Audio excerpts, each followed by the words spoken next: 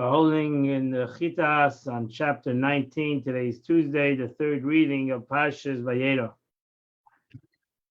Vayavei Shnei HaMalachim, chapter 19, verse number 1. Vayavei Shnei HaMalachim Zdaima. And the two angels came to Zdaim. Ba'erev in the evening, L'Leit Yeshev B'Shar Zdaim, and Light was sitting at the gate of of Zdaim. Yad Light Vayakum L'Krasim, so Light saw them, and he went towards them. Vayakum L'Krasim Vayishtacha, and he bowed down towards them. So Rashi says in the previous portion, in the beginning of this week's portion, he called them men. By Avram, he called them men. But suddenly over here, he calls them angels. So when the Shekhinah is with them, it's called them men. Another explanation, the connection to Avram, whose power was great, and the angels were as frequent with him as men, so he calls them men. But a connection to Light, where he was not so great, so he didn't call them as men, he called them angels. Erev. Now, did the angels tarry so long from Hebron to Zdaim? It's not that far. But they were angels of mercy. And they were waiting. They didn't run. Perhaps Abram would succeed in defense of them, the city of Zdaim. But Lot Yeshev B'Shar Zdaim. Lot was sitting at the gate of Zdaim. What was Lot sitting there at the gate of Zdaim? Yeshev is written without a vav. So that can be Yoshav, he sat in the past. On that very day, they made him, usually the gate was where the courthouse was. So in essence, it's saying that Yelit became suddenly a leader in Zdaim. And Lot saw and he ran after them. Why did he run after them? Avram Zas, he learned to look for it. He learned already. Avram Avinu taught him to always honor guests. He said,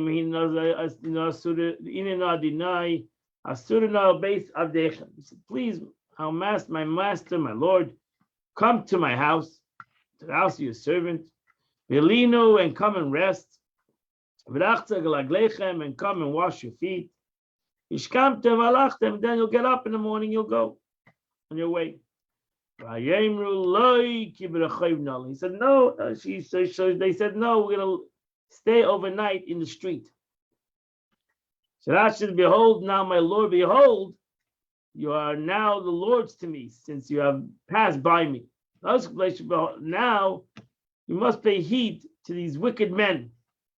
They should not recognize you. He told them, listen, we don't like any strangers in this city. So therefore, please take a circular path to my house. Don't come straight to my house, because then people are really going to get angry. Go through the back alleys and come into my house. Come and stay overnight and wash your feet. And now is it customary for people to stay overnight and afterwards wash? Take a shower after you stay. More of Avram said to them, first wash your feet. But he did so, but so did Lot say. He reasoned, if the people's time come, they will see they've already washed their feet. They'll invent false accusations against me and say, 2 or 3 days already passed since they've come to my house, and you don't let us know that you have guests, strangers. Therefore he said, it's better that they remain here until the dust of their feet, with the dust of their feet. So they should appear as though they have arrived just now. Therefore it says, stay overnight first and afterwards wash your feet. But they said no. They first said no. They said, shall you do? For here we learn that one may refuse an offer of a person of a lesser importance, but should never refuse an offer of a great man. Ki b'rachayv nalam. The word over here, ki, is used to mean but. They said, we will not turn to your house, but we'll stay overnight in the street of the city. He urged them strongly. And they came to him. By Havel Besa, they came to his house. By Yaslahem Mishta, he made them a party. Umatzis Afa Vayachelu, and he baked for them matzah, and they ate. So Rashi says, and they turned into him. They took a backside, so to say, and they came to his house. Umatzis Afa. Why did he bake them matzahs? As we know, Pesach Hayas, even Light knew that it was Pesach. Light learned from Avraham Avinu how to celebrate the years. Verse number 4. Mishkavu, before they even went to sleep. The people of the city, the people's day, Nasabo Abayis. The people of those days surrounded the house. From young and old. The entire populace, from every end of the city, they came to the house. So Rashi says, interpreted in Medrash Shabbat, interprets the story as follows.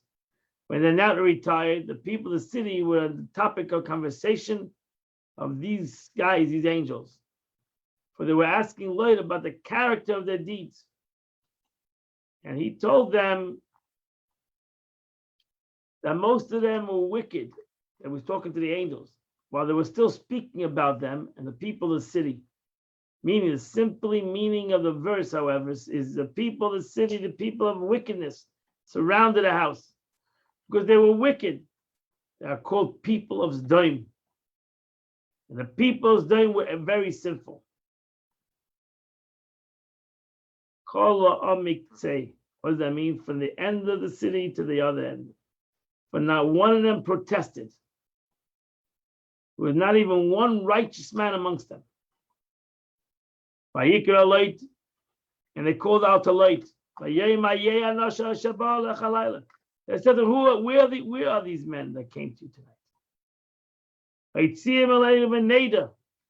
Bring them us out, let us be intimate with them. Said we want to do homosexual acts on them. Light came out to them at the entrance. He closed the door behind him. My brethren, please do not do any evil. Behold, I have two daughters. They were never with a man. I'll give you my daughters. So see how Light was such a wonderful guy. But you'll do what you feel is right. That's how Light took the concept of honoring guests. He honored his guest over his own daughters. Because they have come in the shadow of my roof.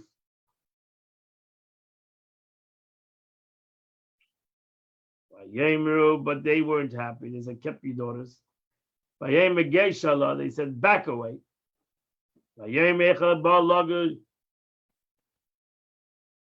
He said, here, one came to sojourn, came to live with us, and he's judging us. We'll deal even worse with you than with them. And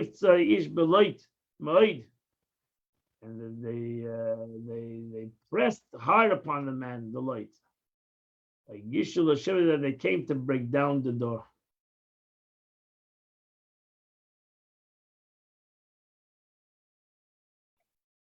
Grammar Rashi. We'll continue on to verse number 10. So the men stretched out their hand from behind the door. By Vias later lane, they brought Light in the house.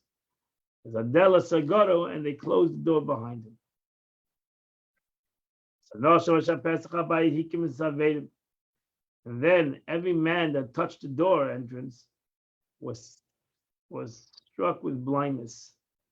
He caught him agodo from adult, from young to old. By Yalilim says a Pesach, and now he couldn't find a door. The entrance, Asher, is a space in which you enter and exit. And Sanvedim is a plague of blindness. He caught him agodo. The Medrash says the young one started in the sin, as it says, both young and old.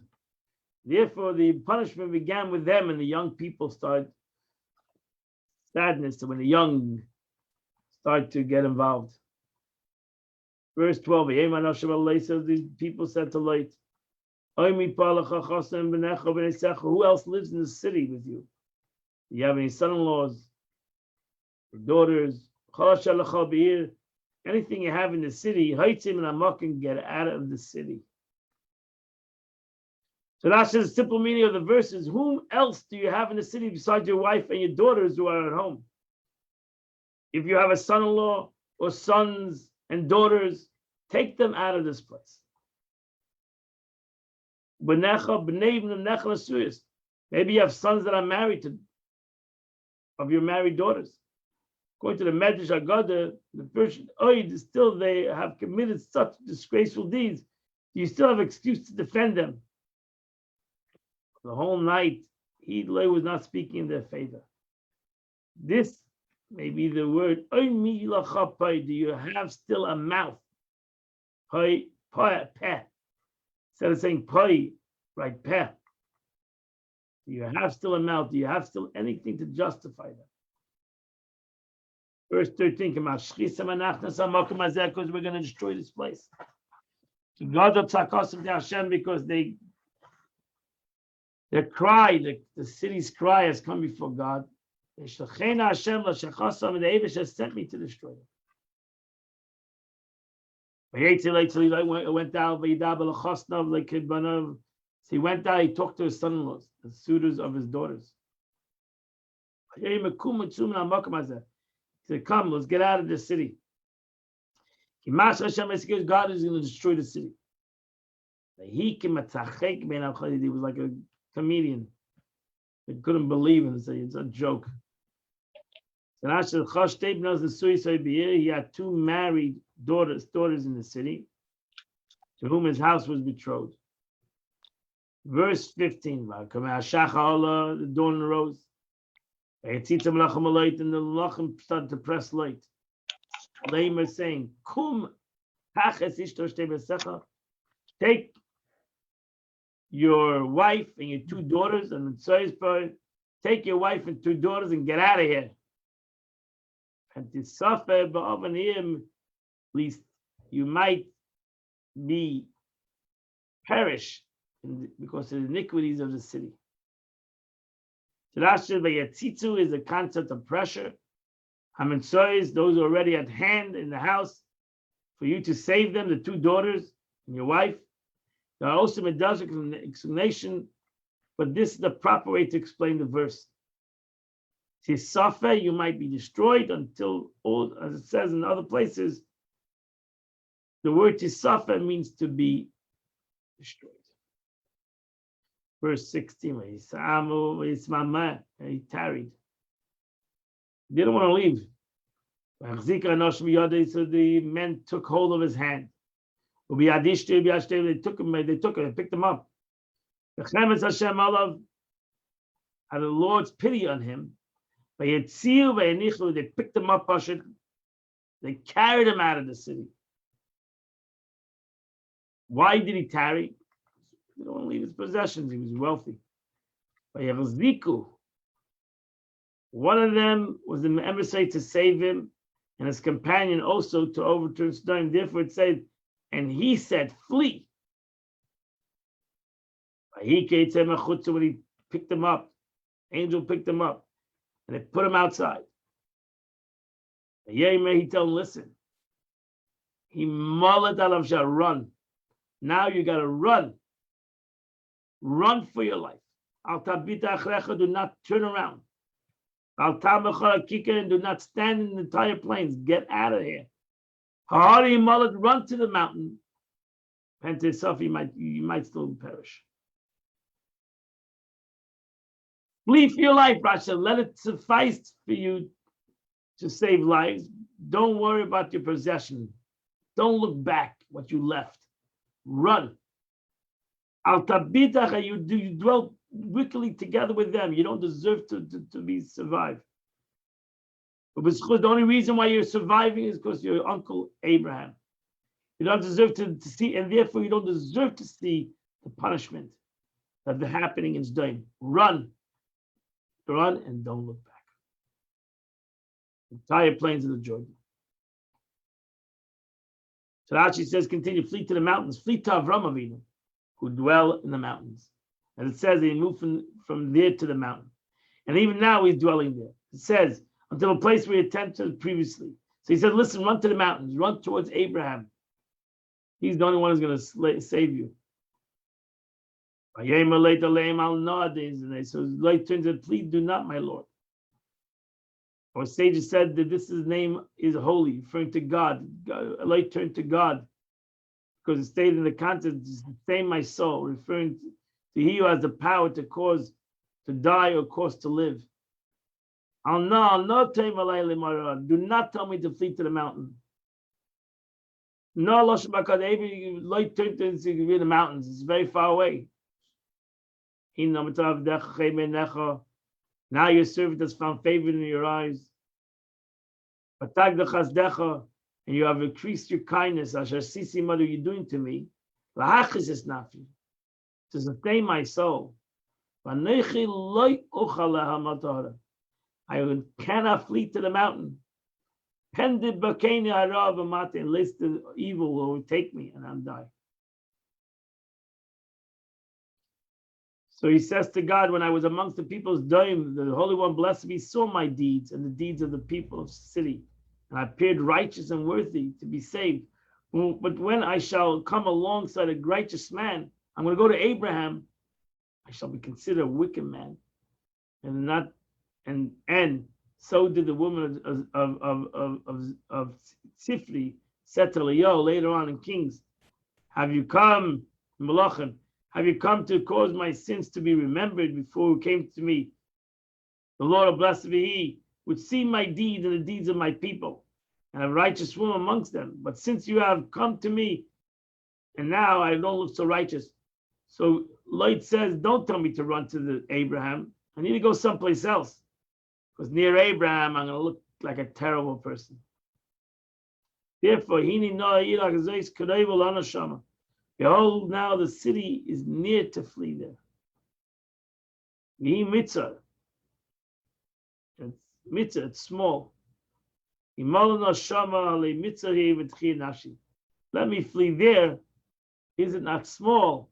And my soul will survive.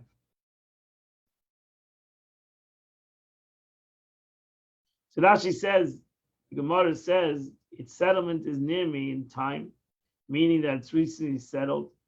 Therefore, its measure is not yet full.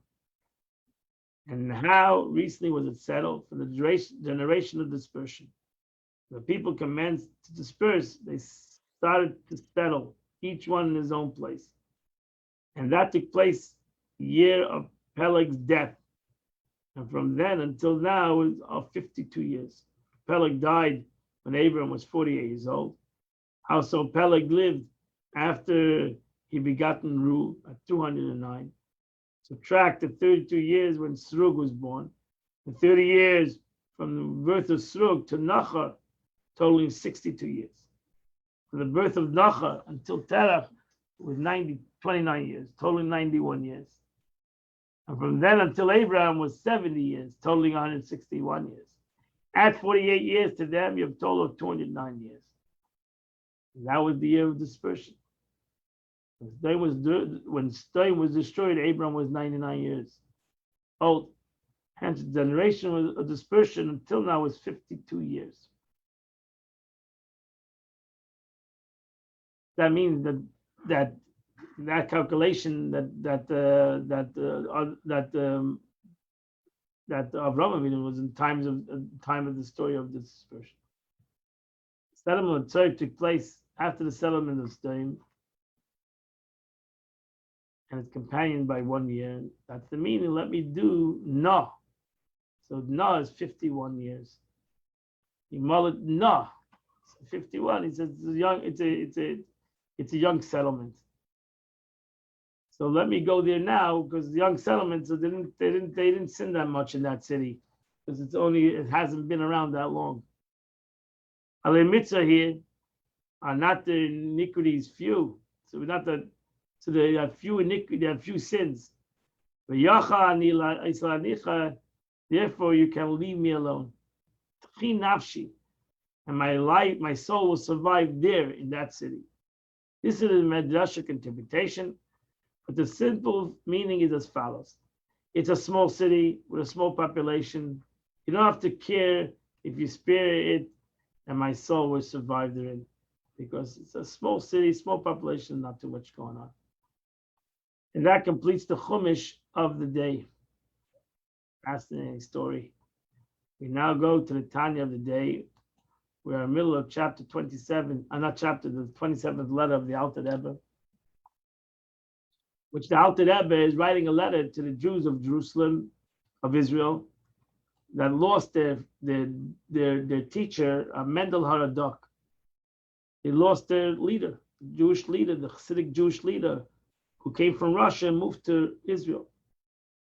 And the Alter Rebbe is trying to console them on that loss.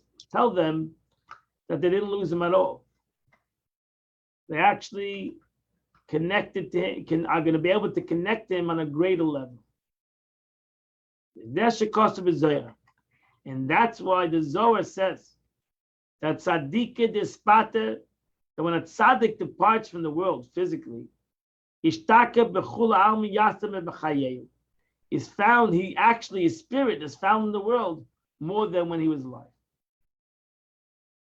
Which is an interesting concept.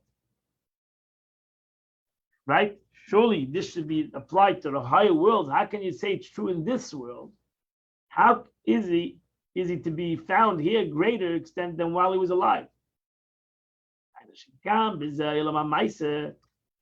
So the Zohar wants to say that even in this world of action, in a mundane world in which it's written, in a mundane world that it says, this day is all about action, right? As the Gemara states, today is a time to do, tomorrow is a time to receive reward. So man's primary task in the world is the fulfillment of the commandments, action. Or the receipt of reward or anything of the kin is reward, belong tomorrow to will to come. And anyway, even in this world of action, ishtakach yater. Nevertheless, the tzaddik, the righteous man, when he dies, is found in this physical world even greater than when he was alive. Why? Ki ha'maaseh gadol or goydel v'hoylech giduli giduli, because the action of his disciples continue to produce successive generations and oceans. So if his Talmidim will become greater, then he becomes greater. Why? Because his Talmidim, his students, are going with his spirit. So if he had 1,000 students when he died, and now he has 10,000 students, that means he's become greater. For the light implanted for the righteous, the field of which God has blessed in Gan Eden.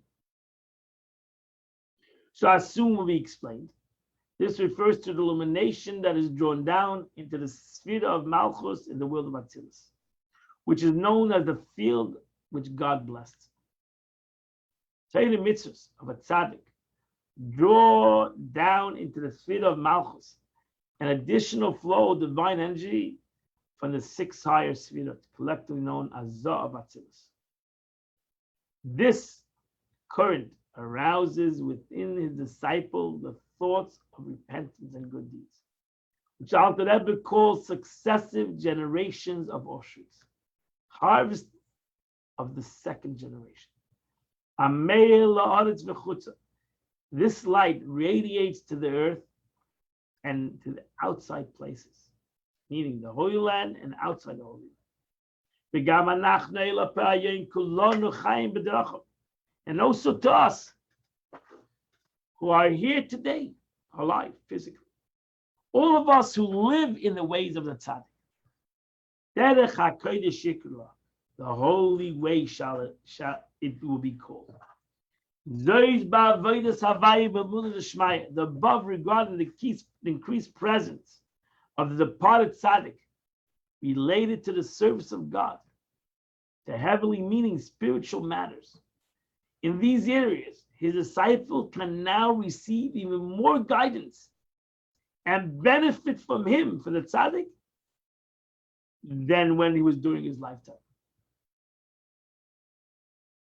Very interesting concept, because now the tzaddik, in essence, the Alter Rebbe is going to say that tzaddik has a greater hashpah, has a greater influence after his lifetime than when he's alive. Or Mila Dalma Pirush, as for mundane matters, meaning the flow of material blessings, not only a spiritual blessing, even material blessings, which a tzaddik goes down to this world when he's in Gan Eden. It is stated explicitly in the sacred Zohar that a tzaddik shields the world, and after the death, even more than when they're alive. The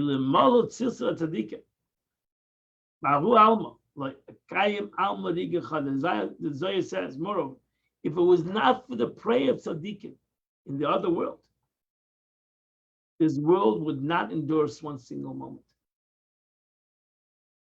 So it's all because tzaddikim that are in Gan Eden that this world endures. And therefore, whoever